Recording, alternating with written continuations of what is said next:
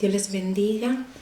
Me llamo Elizabeth López, soy de la República Dominicana y quiero compartir con ustedes mi testimonio. Quiero que las personas sepan la obra maravillosa que Dios ha hecho en mi vida. Cómo el Señor me sacó de la cárcel, cómo me regresó a mi familia, cómo salvó mi matrimonio, cómo ha ido operando día a día en mi vida. Pero antes de todo quiero ir con ustedes a mi niñez. Yo nací en un matrimonio disfuncional, un matrimonio donde había muchos problemas. Mi padre era un hombre enfermo psicológicamente, maltrataba muy duramente a mi madre.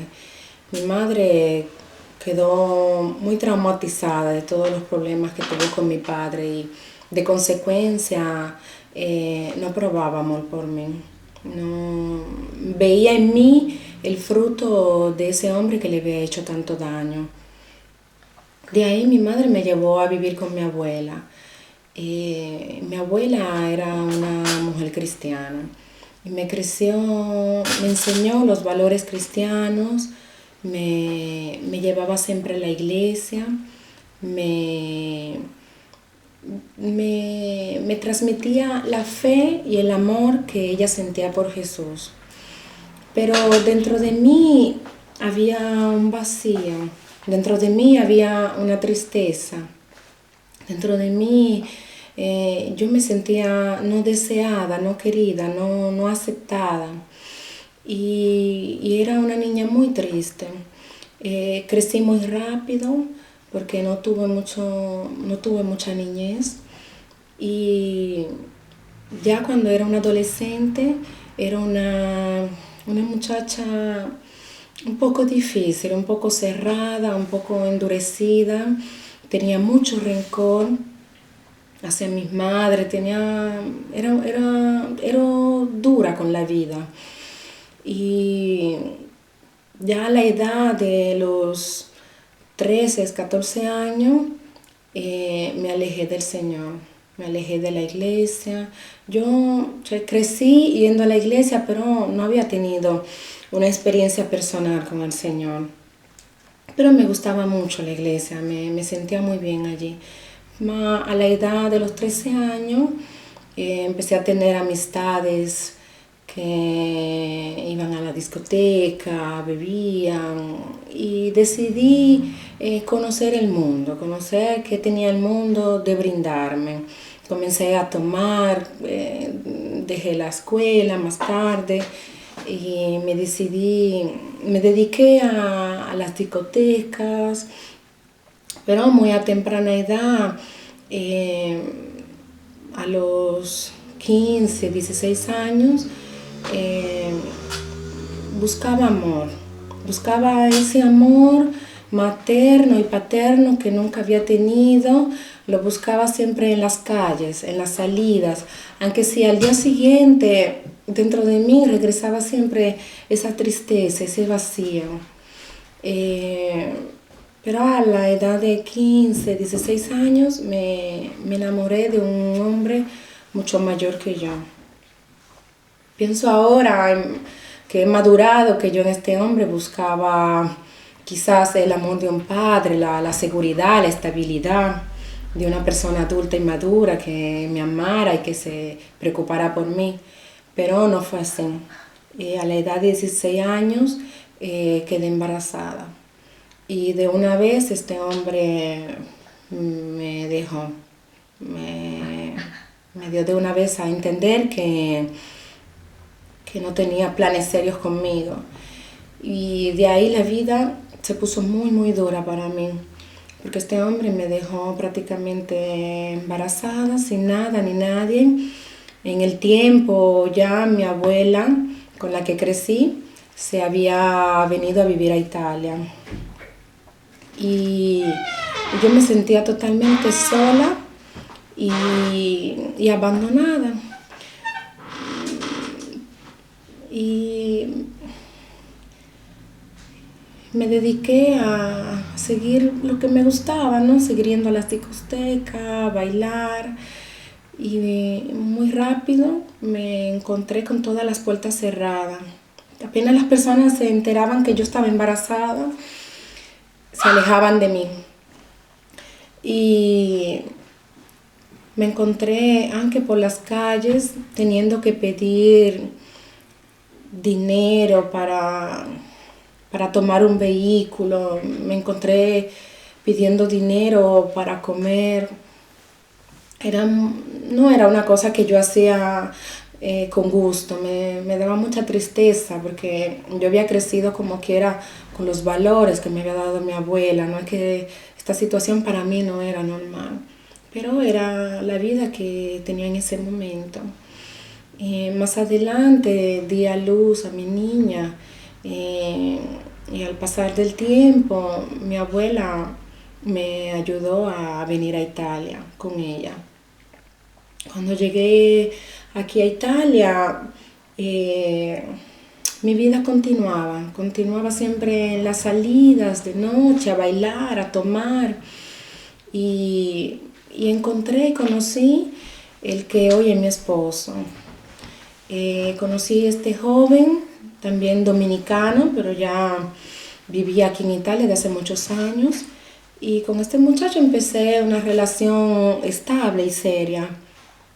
Muy pronto vivíamos juntos y traímos a mi hija, la que él adoptó también como su hija. La traímos de Santo Domingo para Italia y los tres hicimos una muy bonita familia.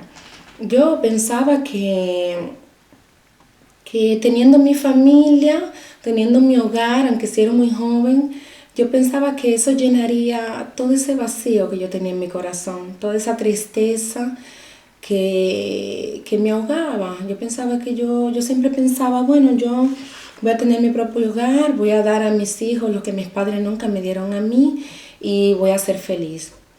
Pero el tiempo pasaba y yo seguía siendo una persona triste, muy triste.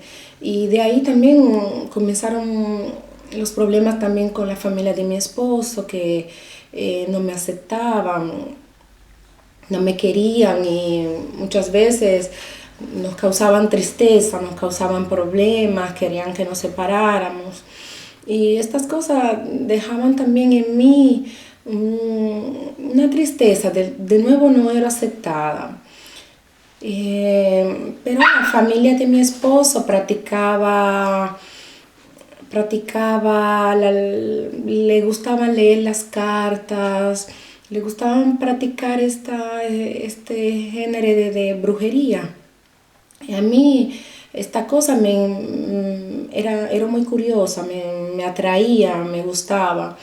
Y poco a poco yo también me dejé atraer mucho de estas cosas. Esto me unía mucho a mi suegra, a sus amigos, porque era una cosa que me gustaba y muy a menudo me encontraba haciéndome baños de purificación, me leía siempre las cartas, pero al mismo tiempo mi vida iba siempre de peor en peor porque nuestra situación económica no era muy buena. Ya pasando el tiempo habíamos tenido aunque nuestro segundo hijo y trabajaba solo mi esposo y la situación económica no era muy buena. Y pasó una cosa que tuve unos cuantos problemas con mi hija que me causaron mucha tristeza. Y estas cosas me llevaron a la depresión. Yo un día ya no quería vivir y ingerí cloro. Metí en un vaso un poco de cloro y me lo bebí. Yo pensaba que morir era la solución porque era un fracaso como hija, me consideraba un fracaso como madre porque no era en grado de proteger a mis hijos de todos los males de este mundo. Y me vi envuelta en las manos de psicólogos, pero yo con estas personas no me quería abrir porque sentía que estas personas a mí no me podían ayudar. lo que yo necesitaba iba más allá de un doctorado, yo no lo sabía. Y este vacío crecía más y más siempre dentro de mí. Tenía una depresión que había invadido mi corazón y mi alma. Y hasta el punto que hablaba con una amiga de Santo Domingo, una cara amiga de mi niñez. Y esta amiga, yo le contaba, me desahogaba con ella, le contaba mis problemas, le contaba también mis dificultades económicas. Ella me dice que ella tenía una pareja y esta pareja me podía ayudar, su compañero, su marido. Y me propusieron hacer un viaje al Perú traficando droga. Yo, como les digo, esta amiga para mí era una persona muy confiable porque también desde cuando yo vivía aquí en Italia, yo era muy presente siempre en su vida. Si ella me necesitaba, yo estaba para ella. Y esto me hacía creer que era el momento de que ella me, me cambiaba a mí el favor, ¿no? Así que aunque si transportar droga para mí era una cosa seria, grave, de un punto de vista era segura porque era mi amiga que me lo estaba proponiendo y ella me aseguraba de que todo iba a ser seguro, de que no iba a pasar nada malo. Eh, yo, antes de partir para este viaje, consulté a Satana leyéndome las cartas. Había ido siempre donde este amigo de mi suegra y me decía que todo iba a salir bien.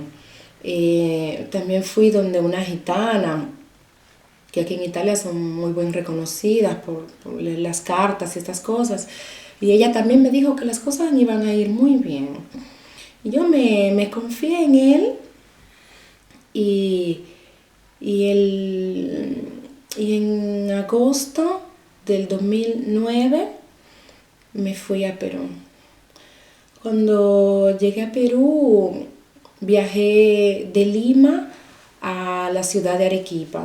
En esta ciudad seguí las instrucciones del marido de mi amiga y estuve aquí en esta ciudad una semana. Allí me comportaba como turista, como ellos me habían dicho que tenía que hacer. Recuerdo que ya cuando faltaban unos días para regresar aquí a Italia, me dio miedo, me sentí sola, lejos de todos mis familiares y sentí miedo. Y me recuerdo que hablé con mi amiga, pero mi amiga me dijo, tranquila, tranquila, que todo bien, estas cosas son organizadas con la policía, es una cosa segura, tú confía y ve tranquila.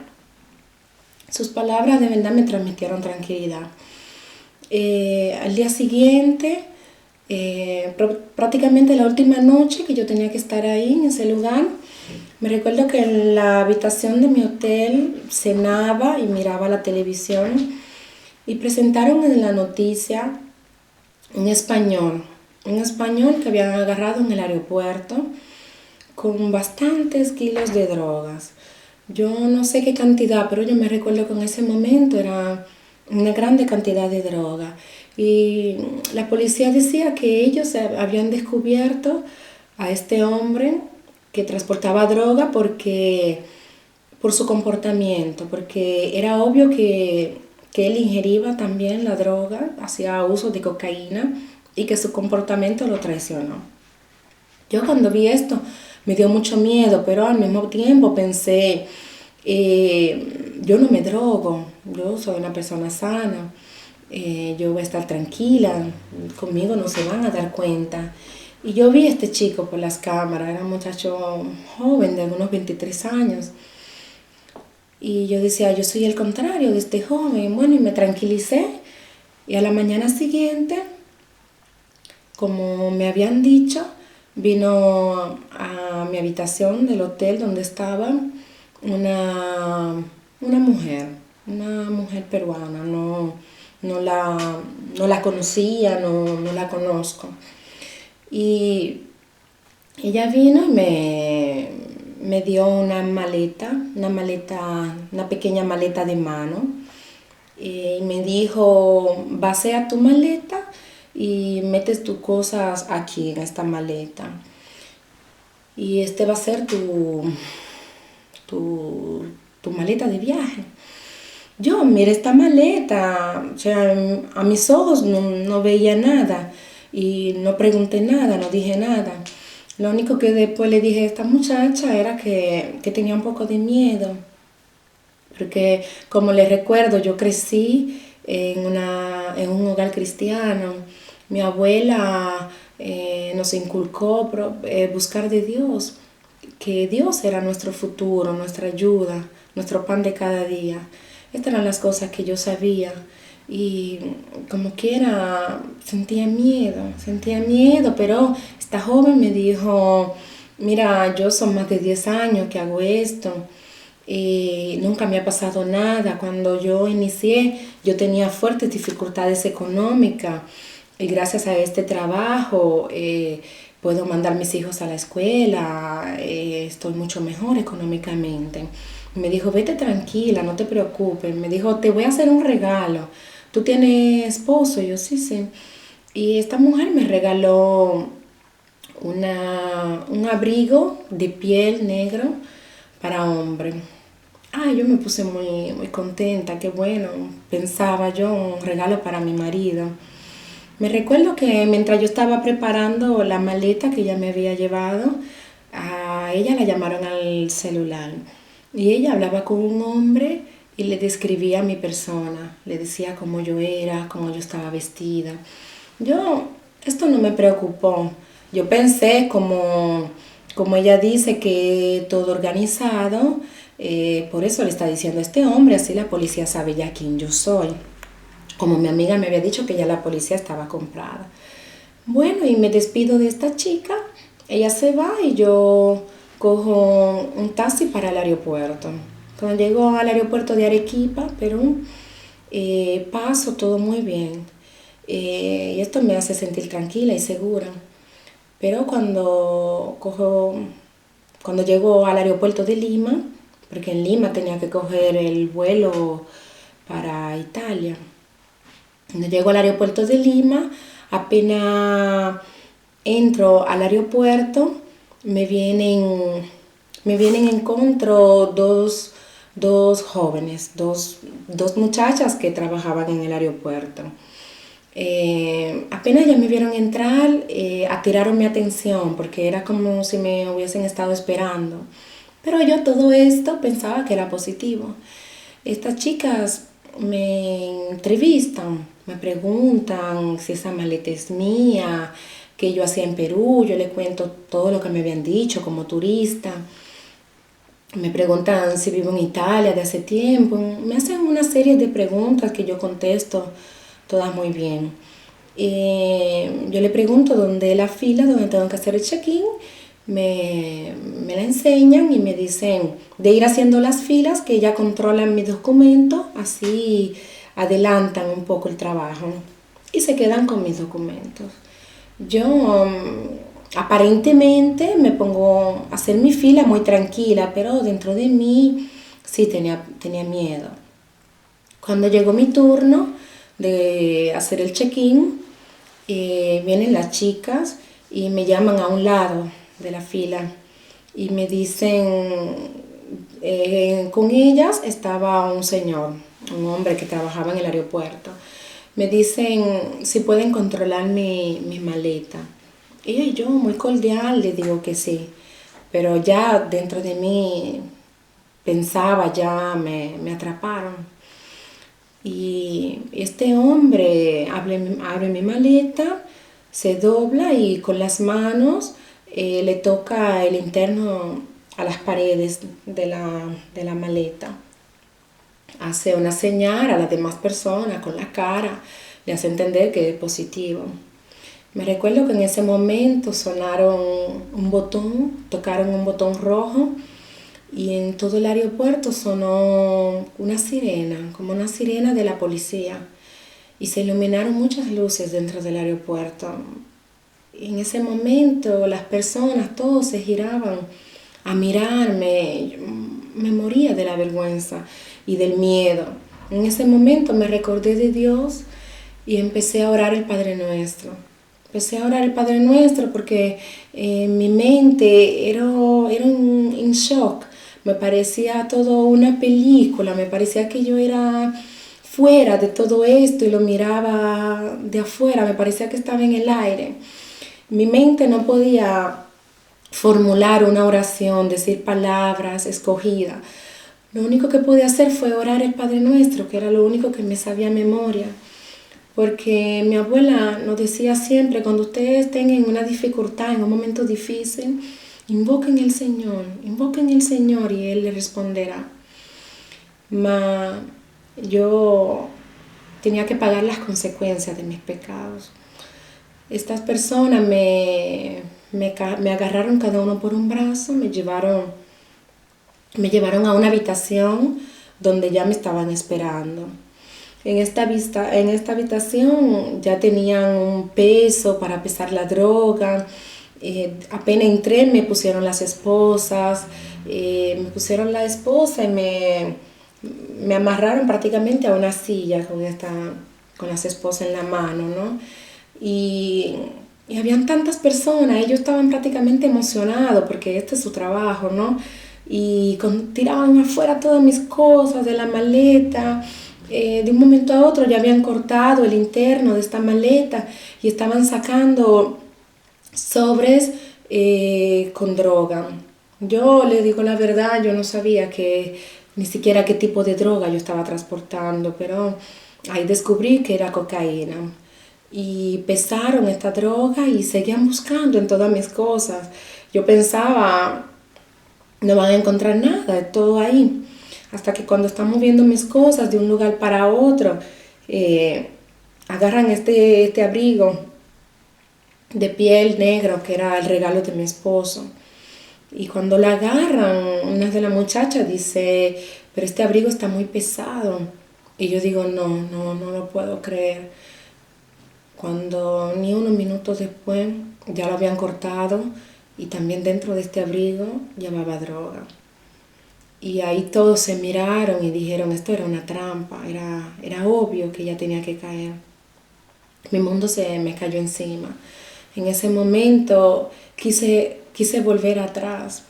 Pesaron esta droga en este peso y a mí me parecía tanta. Yo miraba esta montaña de este polvo blanco y yo pensaba, esta es una cantidad suficiente para yo estar aquí toda mi vida. Y pensaba, mi amiga me traicionó, mi amiga me vendió. Pensaba mi esposo que al día siguiente me iba a buscar al aeropuerto en Italia. Pensaba mis hijos y pensaba mi abuela. Decía, mi abuela no puede sobrevivir a esto porque mi abuela pertenece a otro mundo. Mi abuela no puede sobrevivir a una cosa tan fea, tan grande. Y ahí me tuvieron por varias horas hasta que pesaron toda esta droga y era al menos alrededor de 3 kilos de cocaína. Y me recuerdo que hablaban delante de mí, decían que mínimo me iban a sentenciar a 12 años. Cuando yo escuchaba estas cosas yo me ponía a llorar. Sufría, pensaba, no entendía lo que pasaba a mi alrededor. Me recuerdo que en un momento una de las chicas me lleva a otra habitación donde hay una camarote de 2 plazas, ¿no? De 2 plazas. Y cuando yo veo esta cama, yo pienso, esta es la habitación donde yo voy a dormir. En vez, este era solamente el inicio de mis humillaciones, porque esta chica me hizo desnudarme toda.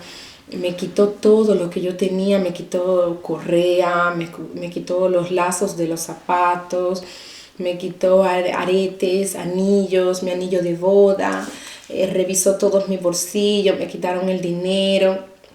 Yo tenía extensiones, me las querían cortar. Me despojó de todo. Me hacía bajar, me hacía movimientos para ver que si yo contenía droga al interno de mí, a mi interior. Y esto era una humillación grande, grande, grande, grande para mí. Después volvió y me puso la esposa amarrada a esta silla y aquí pasé la noche. Prácticamente a mí me detuvieron alrededor de las 11 de la mañana y el día siguiente, siempre más o menos a las 11 de la mañana, eh, me sacaron del aeropuerto. Me recuerdo que me sacaron, allá hacía mucho frío, el mes de agosto, allá el mes más frío del invierno. Y me recuerdo que me sacaron con las manos esposadas, con los zapatos sin lazos, sin correa, mis pantalones se caían y tenía mucho, mucho frío y me moría de la vergüenza. Las personas en el aeropuerto me miraban, me subieron a un minibús y de ahí me llevaron a un hospital. En este hospital me hicieron ir a un baño muy, muy sucio a orinar para hacerme examen, para ver si tenía enfermedades. Aquí también me pidieron de desnudarme para mirar si la policía me había golpeado. De este lugar me llevaron a una serie de lugares, unos más feos que otros, pero en particular me recuerdo que me llevaron a la fiscalía. Esta fiscalía era un lugar feo, muy, muy, muy, muy feo, muy horrible. Era un lugar oscuro que olía muy, muy fuerte y era lleno de grafitis, pensamientos de chicas que habían pasado por ahí muy tristes. Era un lugar horrible. Mas gracias a Dios mi esposo había venido al Perú, apenas se enteró que yo estaba presa, apenas me dieron la primera oportunidad de llamarlo, gracias a mis familias y personas que lo ayudaron económicamente, él había venido al Perú.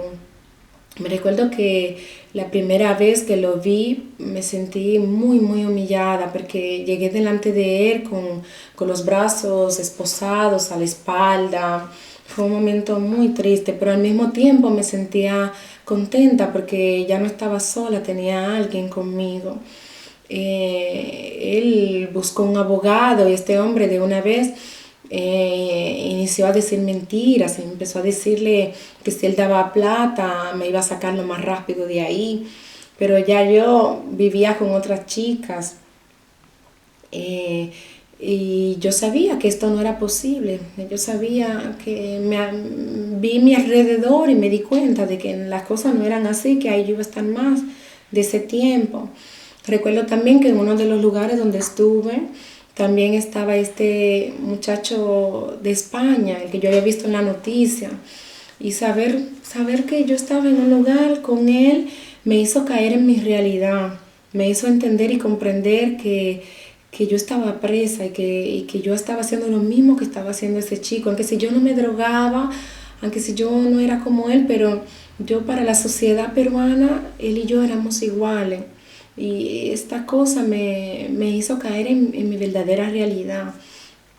Recuerdo que cuando llegué a esta fiscalía que les decía que era un lugar muy, muy feo, yo ahí lloraba, lloraba, lloraba y decía, yo aquí no puedo estar un minuto, yo me quedo aquí un minuto y yo me voy a morir. Y no sé cómo mi esposo junto con el abogado pudieron entrar un minuto a este lugar a saludarme, a consolarme. Y yo me recuerdo que cuando mi esposo entró, yo empecé a llorar, a rogarle, a suplicarle de no dejarme ahí, de ayudarme a salir de ahí, que yo me moría, porque este lugar no era como las películas, este lugar era de verdad, era muy, muy feo.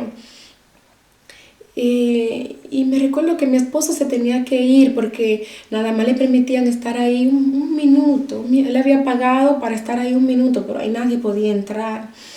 Y yo me recuerdo que cuando yo estaba pegada de él, llorando y suplicándole que no me dejara, él se tuvo que voltear porque lo estaban llamando y el abogado le decía, tenemos que irnos.